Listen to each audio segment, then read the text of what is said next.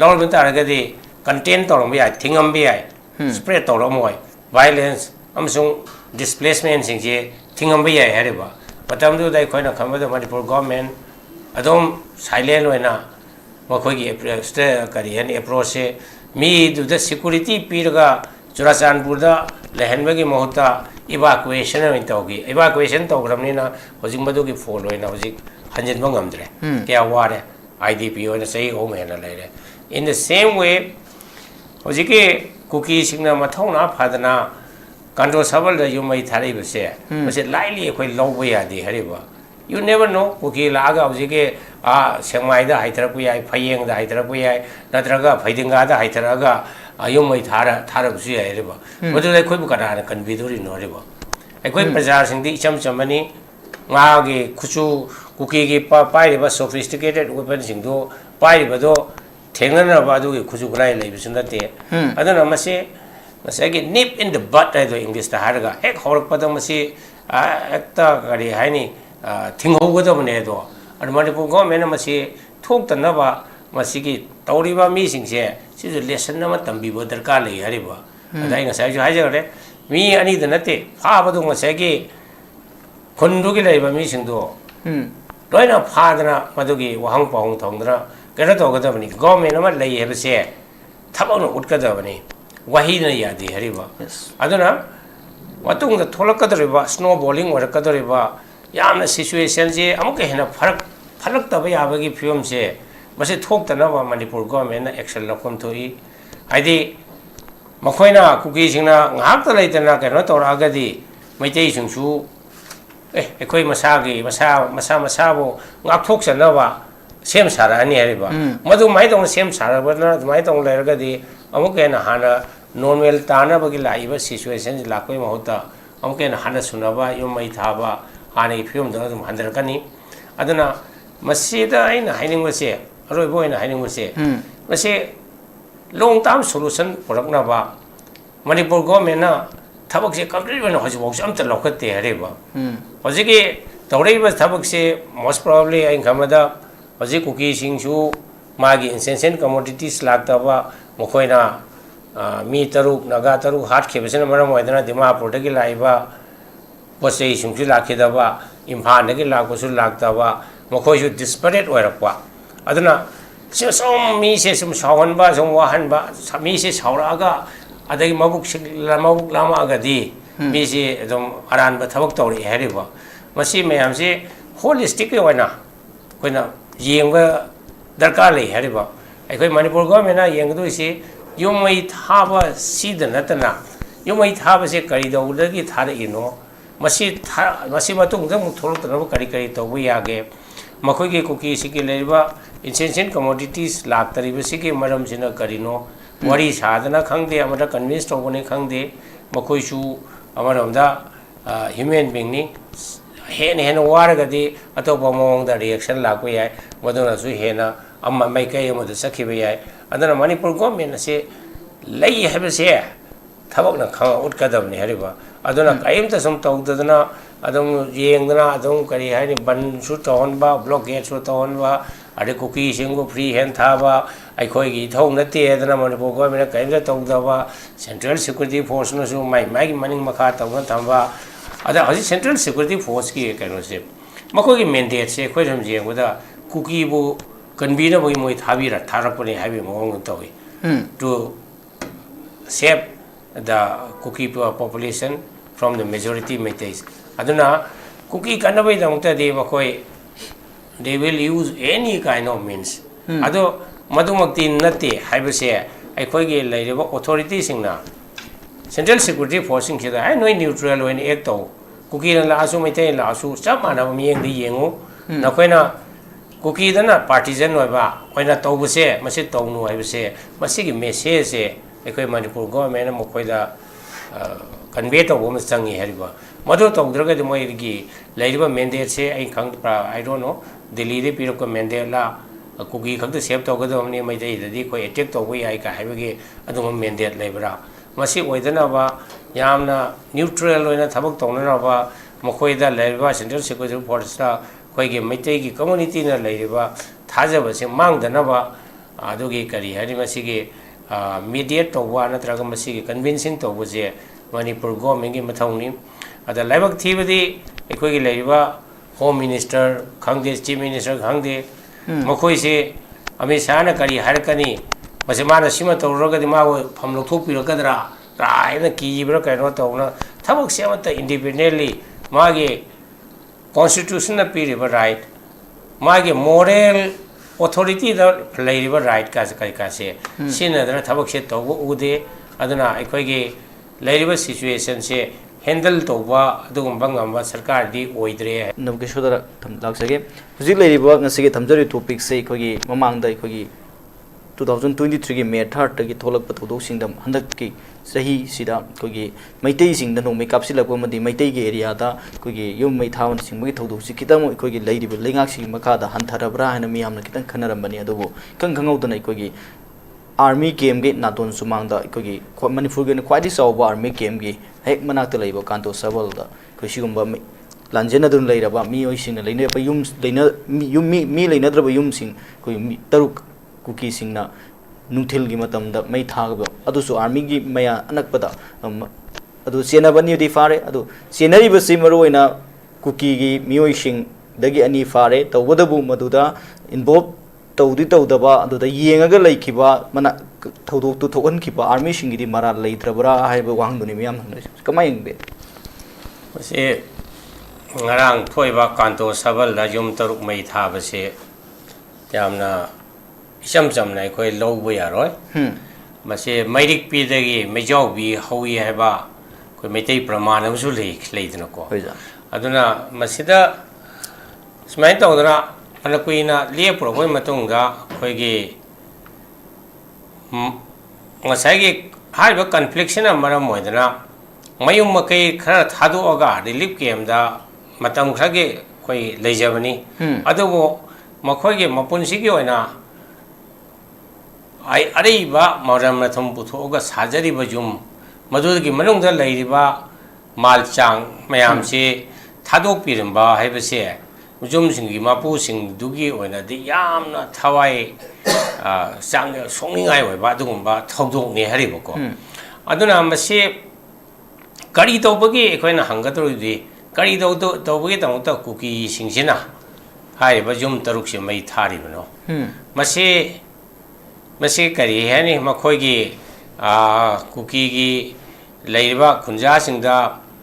makhoigi lakadaba essential commodities lakpagi lambi da blockade lei haidana admai tawna asaw boina phongdor eira natraga makhoina tawning bada tawba da kanamata na makhoida thingbi gadaba leite kanamta na makhoibu dandi pibi gadaba leite haidana yamna wai loina tawning bada tawrokbagi mong oiribra haibana singba question je khoi hangingai oi haribako ada masida amaramda masi makhoina yamna conspiracy ma tawraga maitai singa amuka hana ngasagi lan se hongwa pamadagi अखोगी मरा लेजद्रबा innocent ओइबा मितै सिंग yum थाबसे हौरइब्रा हाइबन सिंगबगी मखल मखल गी अखोई ओइथोकपा याबा interpretation सुम लेनी हरिबको अदा अखोइना state government authority अमगे तौखम थोकपा मथौदो फजना पांथोइब्रा पांथोक्तब्रा हाइबा question सिनेरिबा अदा हजि मयामना खंगनरे जुम तरुक सिगे मया सिदा Punjab regiment and army की मखोगी सिक्योरिटी पर्सनल जाम लई अदो हारिबा सेंट्रल की लेबा सिक्योरिटी पर्सनल सिंगसे एखोगी मैतै की जुम कुकी न थारकपा मतमददी मखोई करीमता थोक्तबा ओइना इचम चमना अदुम येंगदुना लेबा कुकी की मी सिंगदु मै मसे तौगनो यारोय हना थिंगदरिबसे मसिगी मरम से करिगनो आइसे एखोई इंक्वायरी अमा तौगम थोई there should be some kind of commission of inquiry काइना हदा इंक्वायरी अमा तौरगा करिगम मदुदा मरा लेरंबा पंजाब रेजिमेंट की पर्सनल वर्गदी मखोई चराक पिफम थोई इंक्वायरी तौबसे का तो पर्पस अमना मसी यादी हैबा म खंगनदब यादी हरिबो नतदन मखोइना फ्री हैंड ओइना सुम तौबसेदा सेंट्रल सिक्योरिटी फोर्स सिंगना ꯃꯈꯣꯏꯒꯤ ꯇꯧꯒꯗꯕ ꯃꯊꯧꯗꯨ ꯂꯦꯞꯇꯅ ꯂꯩꯕꯒꯤ ꯃꯑꯣꯡꯗ ꯑꯣꯏꯅ ꯂꯦꯞꯈꯠꯂꯛꯄ ꯀꯔꯤꯃꯠꯇ ꯈꯟꯅ ꯆꯩꯅꯕ ꯅꯠꯇ꯭ꯔꯒ ꯀꯔꯤ ꯍꯥꯏꯁꯨ ꯃꯩ ꯊꯥꯕꯗ ꯊꯤꯡꯗ꯭ꯔꯒꯗꯤ ꯃꯈꯣꯏ ꯂꯩꯕꯒꯤ ꯀꯔꯤ ꯑꯥꯔꯊ ꯊꯣꯛꯏ ꯑꯗꯨꯅꯅꯦ ꯍꯥꯏꯔꯤꯕ ꯀꯟꯇ꯭ꯔꯣꯜ ꯁꯕꯜꯒꯤꯗ ꯂꯩꯕ ꯃꯤꯁꯤꯡꯅ ꯁꯦꯟꯇ꯭ꯔꯦꯜ ꯁꯦꯀ꯭ꯌꯨꯔꯤꯇꯤ ꯐꯣꯔꯁꯁꯤꯡꯁꯦ ꯑꯥꯔꯃꯤꯁꯤꯡꯒꯤ ꯂꯧꯊꯣꯛꯄꯤꯔꯣ ꯑꯩꯈꯣꯏꯕꯨ ꯉꯥꯛꯄꯤꯕ ꯉꯝꯕꯗꯤ ꯁ꯭ꯇꯦꯠꯀꯤ ꯁꯦꯀ꯭ꯌꯨꯔꯤꯇꯤ ꯐꯣꯔꯁꯅꯤ ꯍꯥꯏꯅ ꯊꯝꯕꯤꯌꯨ ꯍꯥꯏꯗꯅ ꯃꯣꯏ ꯗꯤꯃꯥꯟ ꯇꯧꯔꯛꯏꯁꯦ ꯑꯗ ꯑꯃꯔꯣꯝꯗ ꯑꯩꯈꯣꯏꯅ ꯑꯃꯨꯛ ꯍꯥꯏꯅꯤꯡꯕꯗꯤ ꯃꯁꯤꯒꯤ ꯃꯦꯇꯔꯁꯤ ꯀꯅꯥꯅ ꯗꯤꯜ ꯇꯧꯐꯝ ꯊꯣꯛꯏ ꯀꯅꯥꯒꯨꯝꯕꯅ ꯁꯦꯟꯇ꯭ꯔꯦꯜ ꯒꯣꯔꯃꯦꯟ ꯕ꯭ꯂꯦꯝ ꯇꯧꯏ ꯀꯅꯥꯒꯨꯝꯕꯅ ꯁ꯭ꯇꯦꯠ ꯒꯣꯔꯃꯦꯟ ꯕ꯭ꯂꯦꯝ ꯇꯧꯏ ꯑꯩꯗꯤ ꯃꯁꯤ state government की responsibility li entire responsibilities lies with the state authorities and higher river Delhi da laiba home minister Delhi da laiba prime minister Delhi da laiba moi army ki chief adu da koi blame tawruba gi darkar leite operationally makoi kari hai ni central gi mai gi command control da lairam yai adu bo state ama lai sarkar ama lai habse masigi power se state government फुदोकम थोपने हरिबा कइना हेबदा मसे central की लेबा security force ना मखोय तौगदा मथौदा fail होबा तारगदी they also should be answerable को answerable होबा ता मोय आर्मी की करी हनी कमांडेंट दो अखोय कौरगा डीजीपी ना कौबो याय नत्रगा चीफ सेक्रेटरी ना कौबो याय करी किनो मसिदा why they didn't do their job करी हनी प्रॉपर्ली मखोयना करी why did they fail in discharge of their duty to protect the lives and the properties of the people hai se makoi thikatna accountable oifam thu hariba koi central security force oire army oire harga they are not free from all the responsibilities makoi tawriba thabak natraga omission natraga commission si ki matang sida makoi answer tawam thu hariba kaina haida मखोई sum duty um assign तौरीबनी मदो assign तौरीब duty रुदा लैरिबा Meitei गी yum से ngakpasi yaudabra natraga kaidawai moi tumin leirige haibase masi ekoige commission of inquiry ama tawraga masi thidokhom thoi madu mama tawdraga di manipur da tariba central security forcing se masi makhoi da karimata answerable oidaba karimata makhoi right daita leitaba tawning bara tawba dum yengdana leibagi mong oin tawi aduga aikoige maitai sing laktana khodra yum mai chakpado kange tawgada di makhoi adum live bullet hoka pi na hai ado tear gas hoka kan tawi hai whereas on the other side kuki na lakko matam dana makhoi na sum yengdana leiba masiki makhoi ge leiriba khoigi parcel oiba hai tare michang kha oiba sugumba mieng se asum leibasina na koi manipuri praja singna kari hani makhoi da central security force ta thajaba manga ise aduna ekhoina mu mathang da mu haining badi mase hojik mi ani budi phare hare mi ani khaktana mu mai thabadi oiramoi hariba haidi mase mop amagi thabak ni natra haidi jum mai thaba ise mi ani khaktana laktana thaba oiramoi jum taruk thaga dorimni na it must be kare certain mop amadi lerangani phari wa mi ani dudagi hangaga atop kana yauge habse hangaga yam thuna pharaga kari masi makoi se ain nama lei haiba ma masi ain gi kari hani mieng da akai ba thabak torga di ain gi masi gi course of action do lakani habse khangan ma changi hariba mi ani khaktang phaba se di aina ai wakhlari masi yamande ana khali masi lagi hen mi yam yaurungani adar tawbo yabase state government na koigi amaromda state ki security force se masi su khra kankhalan ma changi aide natabida hojiki leiriba state ki security ki personnel se su pram jamjari bani commando or so state ki police or ko so bdf or so ada laibak thi budi high state ki force ki meeting se vip mayam singi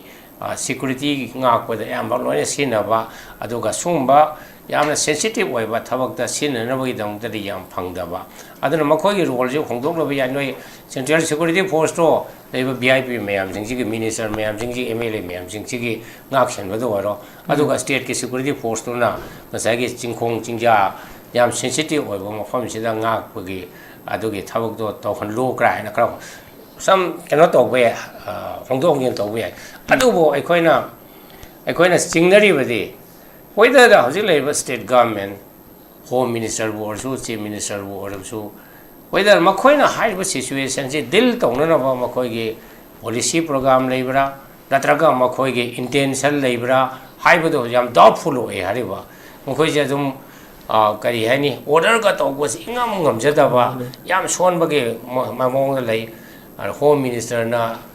koigi DGP da sit tau ka na haibagi matang se haiba ngamong go do sum mande natraga security advisor da haiba ngam go do sum mande kaina haida home minister da accountable oite DGP se I think DGP is accountable to the union home minister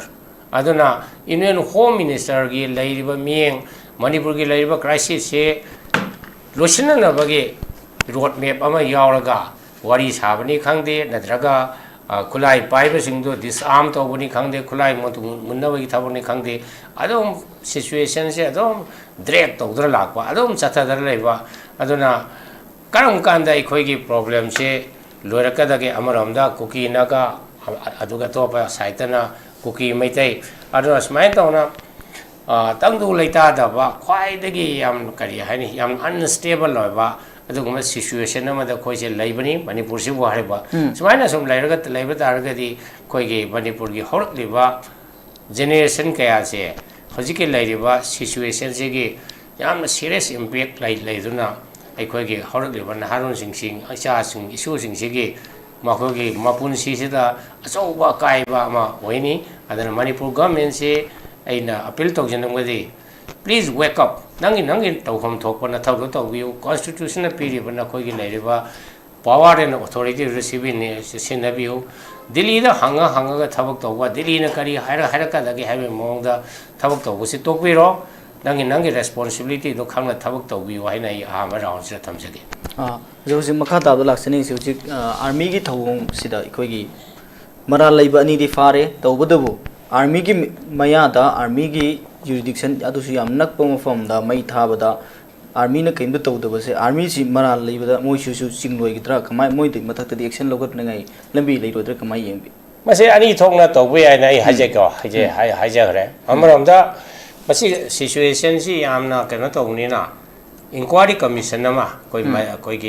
high court ki retired judge gumba ama toroga masi inquiry to hanba hai tare what led to this situation ko ar masi amona thorok tanaba masida kana present oge kana na ai provoke toge natra initiate toge haiben singba whole incident se masi matang je dai koi inquiry ama to bu yai hariba yaraga di inquiry commission do khar chaungna say ki retired high court ki judge gumba ma natraga na retired district and session judge gumba kari gumba ma toroga officer amma niga toroga mai don inquiry commission ma toroga masi koi thidok pe yai hariba ko thidoga masi matung thok tana bagi ai koi lambi si koi puthok pe yai hariba khodom oina habda ai isama yauna inquiry to ge ba magi wari harap panjage just to kari hani oi thok pe ya base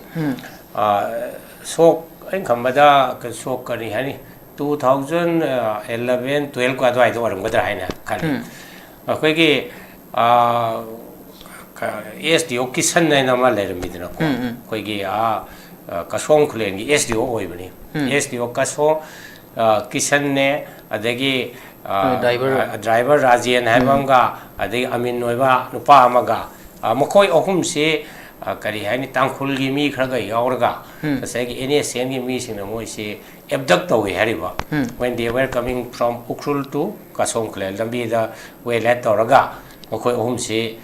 phai tangkhul sing du su yauna phai ada khara leraga makoi se khulama da sum pudna khotna tawra matung sida tangkhul sing je thado khraga meitei leiriba SDO kisan ne adagi atopa driver amasung token haibor male moi om se senapati gi turera bada dumai tongna puraga NSN hat ki haribo adura hat ki basi gi matang sida Manipur government na inquiry commission ama semi inquiry committee ama semi aina lead tawi aduga aibu assist tawa matam do da IG intelligence oina oima male ai LM khokte siga khoi ni work tong ni adura madugi thauramdugi thokriba incident mayam do koina thikatlaga narration tawraga admai tongna koi putho ami hariba adu matungda aiba case to CBI na ꯊꯤꯒꯠꯂ ꯃꯇꯨꯡꯗ try ꯀꯩꯅꯣ ꯃꯤꯁꯤ ꯐꯥꯔ ꯃꯇꯨꯡꯗ ꯃꯗꯨꯗ ꯌꯥꯎꯕ ꯃꯤꯁꯤꯡꯗꯣ ꯐꯥꯗꯣꯛ ꯇꯥꯈꯤ ꯍꯥꯏꯔꯤꯕꯀꯣ this is one way second way ꯈꯔ summary ꯑꯣꯏꯕꯗꯗꯤ ꯃꯅꯤꯄꯨꯔ ꯒꯣꯔꯃꯦꯟꯒꯤ ꯁꯥꯏꯠꯇꯒꯤ ꯉꯁꯥꯏꯒꯤ through Ministry of Defense ni khangde natraga directly makoigi commandant ni khangde makoigi masira makoigi report ama piu what led to this kind of situation why the security personnel who were present at the site they didn't act I think is required ko natraga moi to kom to ma to dri do kari gino haibagi matang da ko report ama ko wa yai hariba sina kadang lai aduga yamna kaino to bata raga di inquiry commission nama inquiry committee ma semagadi maduda present oriba masagi central security force Punjab regiment gi leriba jawan khangde present oriba mi singdugi makoi je court na kauraga makoi ge statement lograga achumba do khoi puthok pa yai adu main tawraga di hariba central security force sing su makoi ju karigma ran ma tawraga di they are answerable have say masi example am set tawne na tumai tawai haijage noi che hujile review sida hujile review sida army sing sa thari thawung simiam nam pena da bot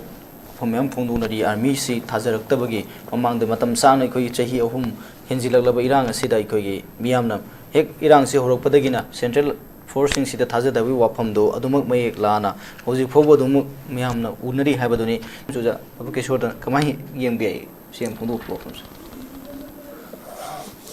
ai kero masige situation je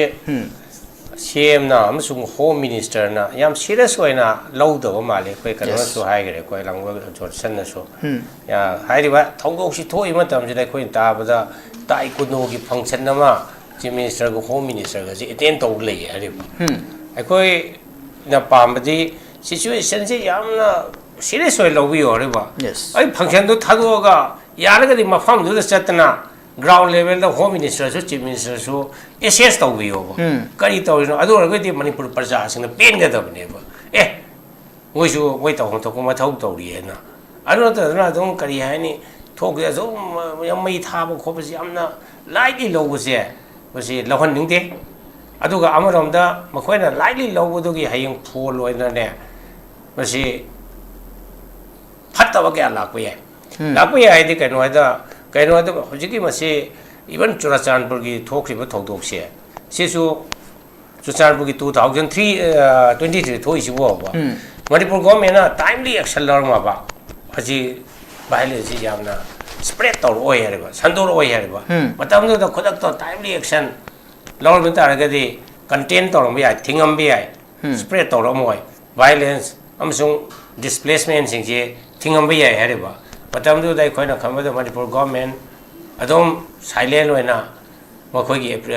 kari ani approach se mi du the security piraga Churachandpur da lehenbagi mohuta evacuation in togi evacuation to gramnina hojik madu gi follow ina hojik hanjin bangamdre kya ware IDP oina sei home hena lere in the same way hojiki cookie singna mathona phadana control sabal da yumai thari bse mase lightly khoi low ya di hariba you never know cookie laga hojike sengmai da haithara pu yai phayeng da haithara pu yai natraga phaidinga da haithara ga yumai thara bsu yai riba modu dai khoi bu kana kan biduri no riba ai khoi prajar sing di cham chamani nga ge khuchu cookie ge pai riba sophisticated weapon sing do pai riba do thengna ba du ge khuchu gunai lei bisun da te adana mase masagi nip in the butt ai do English ta harga ek horak padam masi ekta gari haini thingho go da bane do ar Manipur government masi thok ta na ba masi gi tauriba mi sing se si lesson na ma tambi bo darkar lei hari ba adai nga sai ju hai jare mi ani da nate pha ba do masagi khondu gi lei ba mi sing do loina pha dana madugi wahang paung thong dana kera to ga da bani government ma lei he ba se thabang no ut ka da bani wahina yadi hariba aduna watung da tholakadriba snowballing warakadriba yamna situation je amuke hena phalak ta ba yabagi film se mase thoktana ba Manipur government na action lakom thoi haidi makhoina cookie singna ngak ta leitana kano toraga di maitei sungsu ekoi masa bo ngak thok chana ba ꯁꯦꯝ ꯁꯥꯔꯛꯑꯅꯤ ꯍꯥꯏꯔꯤꯕ ꯃꯗꯨ ꯃꯥꯏ ꯇꯧꯅ ꯁꯦꯝ ꯁꯥꯔꯛꯄꯅ ꯑꯗꯨꯃꯥꯏꯅ ꯇꯧꯅ ꯂꯩꯔꯒꯗꯤ ꯑꯃꯨꯛ ꯍꯦꯟꯅ ꯍꯥꯟꯅ ꯅꯣꯔꯃꯦꯜ ꯇꯥꯅꯕꯒꯤ ꯂꯥꯛꯏꯕ ꯁꯤꯆꯨꯋꯦꯁꯟꯁꯤ ꯂꯥꯛꯄꯒꯤ ꯃꯍꯨꯠꯇ ꯑꯃꯨꯛ ꯍꯦꯟꯅ ꯍꯟꯅ ꯁꯨꯅꯕ ꯌꯨꯝ ꯃꯩ ꯊꯥꯕ ꯍꯥꯟꯅꯒꯤ ꯐꯤꯕꯝꯗ ꯑꯗꯨꯝ ꯍꯟꯊꯔꯛꯀꯅꯤ ꯑꯗꯨꯅ ꯃꯁꯤꯗ ꯑꯩꯅ ꯍꯥꯏꯅꯤꯡꯕꯁꯦ ꯑꯔꯣꯏꯕ ꯑꯣꯏꯅ ꯍꯥꯏꯅꯤꯡꯕꯁꯦ ꯃꯁꯤ ꯂꯣꯡ ꯇꯥꯔꯝ ꯁꯣꯂꯨꯁꯟ ꯄꯨꯔꯛꯅꯕ ꯃꯅꯤꯄꯨꯔ ꯒꯣꯔꯃꯦꯟꯅ ꯊꯕꯛꯁꯦ ꯀꯝꯄ꯭ꯂꯤꯠ ꯑꯣꯏꯅ ꯍꯧꯖꯤꯛꯐꯥꯎꯁꯦ ꯑꯝꯇ ꯂꯧꯈꯠꯇꯦ ꯍꯥꯏꯔꯤꯕ ꯍꯧꯖꯤꯛꯀꯤ ꯇꯧꯔꯛꯏꯕ ꯊꯕꯛꯁꯦ ꯃꯣꯁ ꯄ꯭ꯔꯣꯕꯦꯕꯂꯤ ꯑꯩꯅ ꯈꯟꯕꯗ ꯍꯧꯖꯤꯛ ꯀꯨꯀꯤꯁꯤꯡꯁꯨ ꯃꯥꯒꯤ ꯏꯟꯁꯦꯟꯁꯤꯌꯦꯟ ꯀꯃꯣꯗꯤꯇꯤꯁ ꯂꯥꯛꯇꯕ ꯃꯈꯣꯏꯅ ꯃꯤ 3 ꯅꯥꯒꯥ 3 ꯍꯥꯠꯈꯤꯕꯁꯤꯅ ꯃꯔꯝ ꯑꯣꯏꯗꯨꯅ ꯗꯤꯃꯥꯄꯨꯔꯗꯒꯤ ꯂꯥꯛꯏꯕ ꯄꯣꯠ ꯆꯩꯁꯤꯡꯁꯨ ꯂꯥꯛꯈꯤꯗꯕ ꯏꯝꯐꯥꯜꯗꯒꯤ ꯂꯥꯛꯄꯁꯨ ꯂꯥꯛꯇꯕ ꯃꯈꯣꯏꯁꯨ ꯗꯤꯁꯄꯔꯦꯠ ꯑꯣꯏꯔꯛꯄ ꯑꯗꯨꯅ ꯁꯨꯝ ꯃꯤꯁꯦ ꯁꯨꯝ ꯁꯥꯎꯍꯟꯕ ꯁꯨꯝ ꯋꯥꯍꯟꯕ ꯃꯤꯁꯦ ꯁꯥꯎꯔꯛꯑꯒ ꯑꯗꯒꯤ ꯃꯕꯨꯛ ꯂꯥꯝꯃꯛꯑꯒꯗꯤ ꯃꯤꯁꯦ ꯑꯗꯨꯝ ꯑꯔꯥꯟꯕ ꯊꯕꯛ ꯇꯧꯔꯛꯏ ꯍꯥꯏꯔꯤꯕ ꯃꯁꯤ ꯃꯌꯥꯝꯁꯦ ꯍꯣꯂꯤꯁꯇꯤꯛꯀꯤ ꯑꯣꯏꯅ ꯑꯩꯈꯣꯏꯅ ꯌꯦꯡꯕ ꯗꯔꯀꯥꯔ ꯂꯩ ꯍꯥꯏꯔꯤꯕ ꯑꯩꯈꯣꯏ ꯃꯅꯤꯄꯨꯔ ꯒꯣꯔꯃꯦꯟꯅ ꯌꯦꯡꯒꯗꯣꯏꯁꯤ ꯌꯨꯝ ꯃꯩ ꯊꯥꯕ ꯁꯤꯗ ꯅꯠꯇꯅ ꯌꯨꯝ ꯃꯩ ꯊꯥꯕꯁꯦ ꯀꯔꯤꯗꯧꯕꯗꯒꯤ ꯊꯥꯔꯛꯏꯅꯣ ꯃꯁꯤ ꯃꯇꯨꯡꯗ ꯑꯃꯨꯛ ꯊꯣꯛꯂꯛꯇꯅꯕ ꯀꯔꯤ ꯇꯧꯕ ꯌꯥꯒꯦ ꯃꯈꯣꯏꯒꯤ ꯀꯨꯀꯤꯁꯤꯒꯤ ꯂꯩꯔꯤꯕ ꯏꯟꯁꯦꯟꯁꯤꯌꯦꯟ ꯀꯃꯣꯗꯤꯇꯤꯁ ꯂꯥꯛꯇꯔꯤꯕꯁꯤꯒꯤ ꯃꯔꯝꯁꯤꯅ ꯀꯔꯤꯅꯣ ꯋꯥꯔꯤ ꯁꯥꯗꯅ ꯈꯪꯗꯦ ꯑꯃꯗ ꯀꯟꯚꯤꯟꯁ ꯇꯧꯕꯅꯤ ꯈꯪꯗꯦ ꯃꯈꯣꯏꯁꯨ ꯑꯃꯔꯣꯝꯗ ꯍ꯭ꯌꯨꯃꯦꯟ ꯕꯤꯡꯅꯤ ꯍꯦꯟꯅ ꯋꯥꯔꯒꯗꯤ ꯑꯇꯣꯞꯄ ꯃꯑꯣꯡꯗ ꯔꯤꯑꯦꯛꯁꯟ ꯂꯥꯛꯄ ꯌꯥꯏ ꯃꯗꯨꯅꯁꯨ ꯍꯦꯟꯅ ꯃꯥꯏꯀꯩ ꯑꯃꯗ ꯆꯠꯈꯤꯕ ꯌꯥꯏ ꯑꯗꯨꯅ ꯃꯅꯤꯄꯨꯔ ꯒꯣꯔꯃꯦꯟ ꯑꯁꯤ ꯂꯩ ꯍꯥꯏꯕꯁꯦ ꯊꯕꯛꯅ ꯈꯪꯉ ꯎꯠꯀꯗꯕꯅꯤ ꯍꯥꯏꯔꯤꯕ ꯑꯗꯨꯅ ꯀꯔꯤꯝꯇ ꯁꯨꯝ ꯇꯧꯗꯗꯅ ꯑꯗꯨꯝ ꯌꯦꯡꯗꯅ ꯑꯗꯨꯝ ꯀꯔꯤ ꯍꯥꯏꯅꯤ ꯕꯟꯁꯨ ꯇꯧꯍꯟꯕ ꯕ꯭ꯂꯣꯀꯦꯠꯁꯨ ꯇꯧꯍꯟꯕ ꯑꯗꯩ ꯀꯨꯀꯤꯁꯤꯡꯕꯨ ꯐ꯭ꯔꯤ ꯍꯦꯟ ꯊꯥꯕ ꯑꯩꯈꯣꯏꯒꯤ ꯏꯊꯧ ꯅꯠꯇꯦ ꯍꯥꯏꯗꯅ ꯃꯅꯤꯄꯨꯔ ꯒꯣꯔꯃꯦꯟꯅ ꯀꯔꯤꯝꯇ ꯇꯧꯗꯕ ꯁꯦꯟꯇ꯭ꯔꯦꯜ ꯁꯦꯀ꯭ꯌꯨꯔꯤꯇꯤ ꯐꯣꯔꯁꯅꯁꯨ ꯃꯥꯒꯤ ꯃꯅꯤꯡ ꯃꯈꯥ ꯇꯧꯅ ꯊꯝꯕ ꯑꯗ ꯍꯧꯖꯤꯛ ꯁꯦꯟꯇ꯭ꯔꯦꯜ ꯁꯦꯀ꯭ꯌꯨꯔꯤꯇꯤ ꯐꯣꯔꯁꯀꯤ ꯀꯩꯅꯣꯁꯦ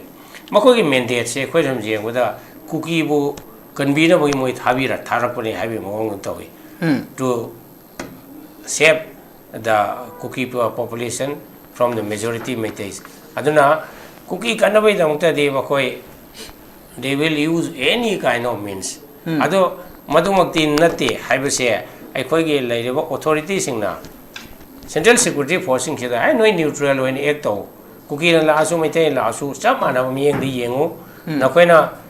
cookie dana partisan oiba oina tobuse masi tongnu haibase masigi message ꯑꯩꯈꯣꯏ ꯃꯅꯤꯄꯨꯔ ꯒꯣꯔꯃꯦꯟꯅ ꯃꯈꯣꯏꯗ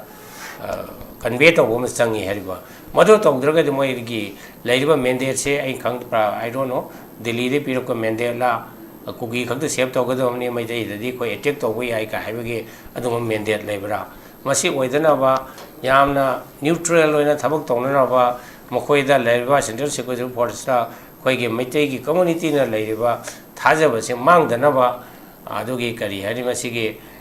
mediate tauba natraga masigi convincing tawbuje manipur government gi mathawni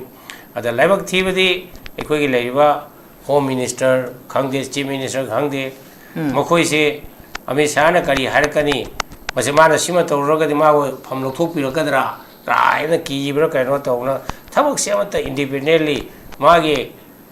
constitution na piriba right mage moral authority da leiriba right ka se sinadana thabak se tawba ude aduna aikhoigi leiriba situation se handle tawba adugumba ngamba sarkar di oidre haina oraba round sida haijage yes makha tab si uja santa do mulak sage tare uja huji leiriba fibam sida janab kisuno thambiri koigi leingak sigi da asobu wahang amadum lei habaduni adu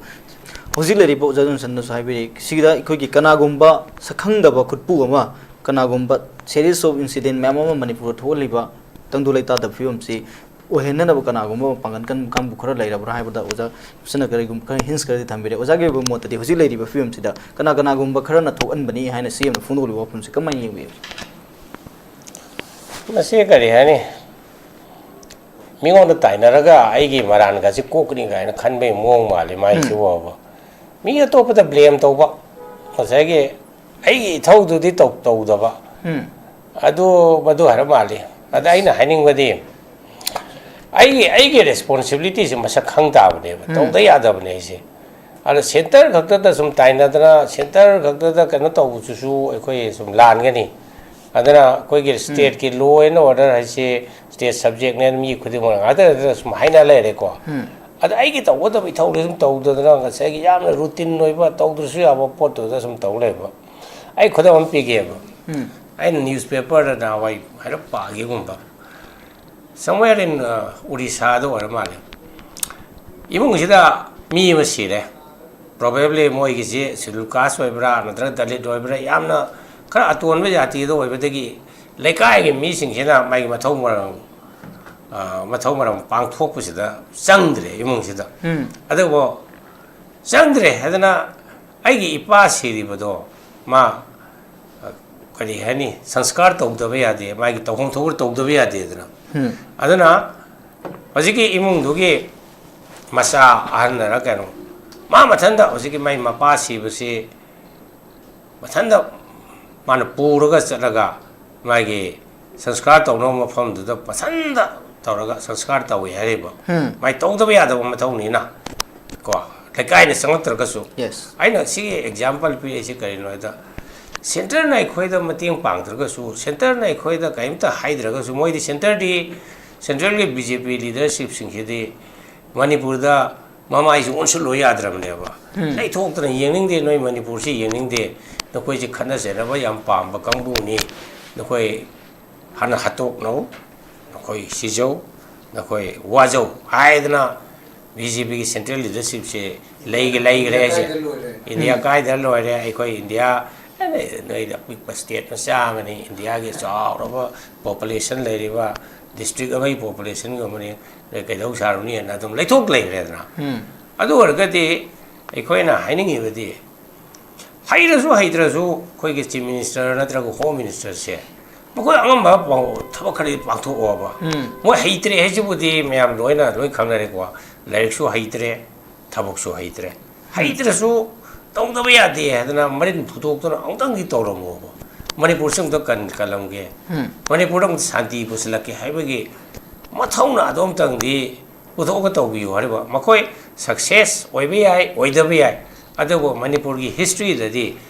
ꯁꯤꯒꯨꯝꯕ chief ꯃꯤꯅꯤꯁꯇꯔꯅ ꯁꯤꯒꯨꯝꯕ home ꯃꯤꯅꯤꯁꯇꯔꯅ ꯃꯈꯣꯏ attempt ꯑꯃꯗꯤ ꯇꯧꯔꯝꯃꯤ ꯑꯃ ꯍꯣꯠꯅꯔꯝꯃꯤ ꯑꯗꯨ ꯔꯦꯀꯣꯔꯗꯇ ꯂꯩꯍꯧꯅꯤ ꯍꯥꯏꯔꯤꯕ ꯍꯧꯖꯤꯛ ꯐꯥꯎꯕꯁꯤꯗꯗꯤ ꯃꯈꯣꯏꯅ ꯑꯦꯇꯦꯝ ꯑꯃ ꯇꯧꯔꯝꯕ ꯍꯣꯠꯅꯕꯒꯤ ꯈꯨꯗꯝꯁꯦ ꯑꯩꯈꯣꯏꯅ ꯎꯕ ꯐꯪꯗꯦꯕ ꯃꯁꯤꯅ ꯇꯥꯛꯄꯗꯤ ꯃꯈꯣꯏꯅ ꯈꯟꯖꯔꯤꯕꯁꯤ ꯃꯣꯏ ꯃꯁꯥ ꯃꯁꯥꯒꯤ ꯆꯤꯌꯔꯗꯨꯅ ꯍꯦꯟꯅ ꯃꯔꯨ ꯑꯣꯏ ꯃꯅꯤꯄꯨꯔꯒꯤ ꯄ꯭ꯔꯖꯥꯁꯤꯡꯅ ꯋꯥꯔꯤꯕ ꯉꯁꯥꯏꯒꯤ ꯃꯅꯤꯄꯨꯔꯒꯤ ꯄ꯭ꯔꯖꯥꯁꯤꯡꯅ ꯃꯤꯂꯨꯗ ꯄꯤ ꯇꯥꯔꯤꯕꯁꯦ ꯃꯈꯣꯏꯗ ꯀꯔꯤꯃꯠꯇ ꯃꯗꯨꯒꯤ ꯏꯐꯦꯛ ꯂꯩꯇꯦ ꯑꯗꯨꯅ ꯃꯅꯤꯄꯨꯔꯒꯤꯁꯦ ꯑꯩꯈꯣꯏꯅ ꯈꯟꯕꯗ ꯃꯅꯤꯄꯨꯔꯒꯤ ꯄ꯭ꯔꯖꯥꯁꯦ ꯀꯨꯀꯤ ꯑꯣꯏꯔꯁꯨ ꯅꯥꯒꯥ ꯑꯣꯏꯔꯁꯨ ꯃꯩꯇꯩ ꯑꯣꯏꯔꯁꯨ ꯃꯅꯤꯄꯨꯔ ꯄ꯭ꯔꯖꯥꯁꯦ ꯌꯥꯝꯅ ꯂꯥꯏꯕꯛ ꯊꯤꯕ ꯃꯇꯝ ꯑꯃꯗ ꯑꯩꯈꯣই ꯂꯩꯔꯕꯅꯤ ꯑꯗꯨꯅ ꯃꯁꯤ ꯀꯌꯥꯝ ꯀꯨꯏꯅ ꯂꯥꯏꯕꯛ ꯊꯤꯗꯨꯅ ꯂꯩꯈꯤꯒꯗꯒꯦ ꯍꯥꯏꯕꯁꯦ ꯑꯩꯈꯣꯏꯁꯦ ꯉꯁꯥꯏꯒꯤ ꯂꯥꯏ ꯈꯨꯔꯨꯝꯕ ꯅꯠꯇꯅ ꯎꯄꯥꯏ ꯂꯩꯁꯤꯜꯂꯛꯇꯕꯒꯤ ꯐꯤꯕꯝꯗ ꯂꯩꯔꯕꯅꯤ ꯐꯅꯌꯥꯝꯅ ꯍꯥꯏꯔꯦ ꯐꯅꯌꯥꯝꯅ ꯉꯥꯡꯉꯦ ꯆꯤꯐ ꯃꯤꯅꯤꯁꯇꯔ ꯍꯣꯝ ꯃꯤꯅꯤꯁꯇꯔ ꯑꯗꯒꯤ ꯉꯁꯥꯏꯒꯤ ꯀꯦꯕꯤꯅꯦꯠ ꯑꯦꯛꯁꯄꯥꯟꯁꯟ ꯇꯧꯐꯝ ꯊꯣꯛꯄ ꯇꯧꯕ ꯉꯝꯗꯦ ꯃꯈꯣꯏꯒꯤ ꯄꯣꯂꯤꯇꯤꯀꯦꯜ ꯑꯣꯏꯕ ꯀꯟꯁꯤꯗꯔꯦꯁꯟꯗꯨꯅ ꯍꯦꯟꯅ ꯏꯝꯄꯣꯔꯇꯦꯟ ꯑꯣꯏꯕ ꯑꯗꯨ ꯄ꯭ꯔꯖꯥꯒꯤ ꯑꯋꯥꯕ ꯄ꯭ꯔꯖꯥꯒꯤ ꯂꯩꯔꯤꯕ ꯆꯩꯊꯦꯡ ꯂꯩꯔꯤꯕ ꯀꯟꯐ꯭ꯂꯤꯛꯀꯤ ꯁꯤꯆꯨꯋꯦꯁꯟꯁꯤ ꯂꯣꯏꯁꯤꯟꯅꯅꯕ ꯃꯁꯤ ꯃꯈꯣꯏ ꯃꯀꯣꯛꯇ ꯆꯪꯗꯕ꯭ꯔꯥ ꯍꯩꯇꯕ꯭ꯔꯥ ꯑꯩꯈꯣꯏ ꯍꯥꯏꯐꯝ ꯈꯪꯗꯦ ꯈꯖꯤꯛꯇꯪꯗꯤ ꯍꯩꯇ꯭ꯔꯒꯁꯨ ꯑꯈꯪꯕ ꯃꯤꯁꯤꯡ ꯏꯟꯇꯦꯂꯦꯛꯆꯨꯋꯦꯜꯁꯤꯡ ꯑꯦꯀꯥꯗꯦꯃꯤꯁꯤꯌꯟꯁꯤꯡ ꯇꯥꯟꯅꯕꯤꯔꯣ ꯑꯦꯗꯃꯤꯅꯤꯁꯇ꯭ꯔꯦꯇꯔꯁꯤꯡ ꯇꯥꯕꯤꯌꯨ ꯃꯥꯒꯤ ꯃꯈꯥꯗ ꯆꯤꯐ ꯁꯦꯀ꯭ꯔꯦꯇꯔꯤ ꯂꯩꯔꯤꯕꯅꯤ IAS ꯑꯣꯐꯤꯁꯥꯔ ꯀꯌꯥ ꯃꯌꯥꯝ ꯂꯩꯔꯤꯕꯅꯤ ꯕ꯭ꯔꯦꯟ ꯁ꯭ꯇꯣꯔꯃꯤꯡ ꯇꯧꯕꯤꯌꯨ ꯈꯟꯅꯕꯤꯌꯨ ꯑꯩꯈꯣꯏ ꯁꯤꯆꯨꯋꯦꯁꯟꯁꯦ ꯀꯃꯥꯏꯅ ꯇꯧꯅ ꯂꯣꯏꯁꯤꯟꯒꯗꯒꯦ ꯍꯥꯏꯁꯦ 7-10 ꯊꯣꯛꯅ ꯈꯟꯅꯔꯒ ꯑꯣꯏꯔꯛꯄ ꯌꯥꯕ ꯁꯣꯂꯨꯁꯟ ꯃꯌꯥꯝꯅ ꯀꯟꯁꯦꯟꯁꯁ ꯑꯣꯏꯕ ꯁꯤꯃꯗꯤ ꯇꯧꯐꯝ ꯊꯣꯛꯏꯈ꯭ꯔꯦ ꯍꯥꯏꯗꯣ ꯃꯣꯏꯅ ꯈꯪꯗ꯭ꯔꯁꯨ ꯑꯈꯪꯕ ꯃꯤꯗꯒꯤ ꯍꯪꯕꯤꯌꯨ ꯍꯥꯏꯔꯤꯕ ꯑꯩꯅ ꯈꯨꯗꯤꯡꯃꯛ ꯂꯣꯏꯅ ꯈꯪꯐꯝ ꯊꯣꯛꯇꯦ ꯑꯩꯁꯨ ꯍꯩꯇꯦ ꯀꯣ ꯆꯤꯐ ꯃꯤꯅꯤꯁꯇꯔꯁꯨ ꯈꯪꯗ꯭ꯔꯦ ꯍꯣꯝ ꯃꯤꯅꯤꯁꯇꯔꯁꯨ ꯈꯪꯗ꯭ꯔꯦ ꯑꯈꯪꯕꯒ ꯇꯥꯟꯅꯕꯤꯌꯨ ꯍꯥꯏꯔꯤꯕ ꯁꯣꯂꯨꯁꯟ ꯑꯃ ꯄꯨꯊꯣꯛꯅꯕ ꯍꯣꯠꯅꯕꯤꯌꯨ ꯑꯗꯨ ꯅꯠꯇ꯭ꯔꯕ ꯑꯣꯏꯗꯤ ꯃꯅꯤꯄꯨꯔꯒꯤ ꯄ꯭ꯔꯖꯥꯁꯤꯡꯅ ꯃꯅꯤꯄꯨꯔꯒꯤ ꯏꯇꯤꯍꯥꯁꯅ ꯃꯈꯣꯏꯕꯨ